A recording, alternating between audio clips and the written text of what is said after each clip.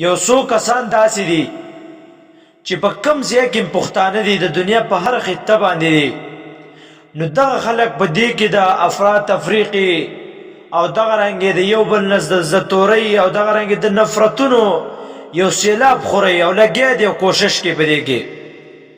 هغه څو کسان اوله په دې کې جنرال موبین دی چې دا د افغانستان سره تعلق ساتي او د پاکستان د پښتنو باره کې او د پاکستان په باره کې خصوصي ډېر زیاتې ګډې وډې وایي.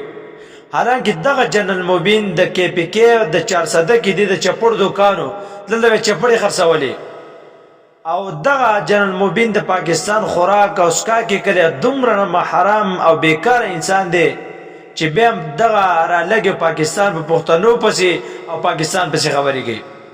او یو درې کسان داسې دي نور چې په بار ملکونو کې پراته دي او دا خبرې ګډې وډې وایي.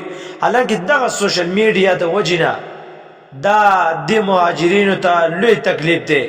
د افغانستان تقریبا په پاکستان کې 45 لاک کسان دي، 45 لاک. په دې کې دا 2 لکه خپل وطن ته لاړه واپس شو. ښه خبره ده چې سړی خپل کور ته راځي، خپل ځای ته راځي. او هغه الټا سړی چې دومره کلونه تیر کړي په پاکستان کې خوراک اسکاکو کې بیا رالګي بیا پسې ګډې وډې وایي. دا سوچا نمک حرامي ده، ګناه ده، رذیلتوب دی.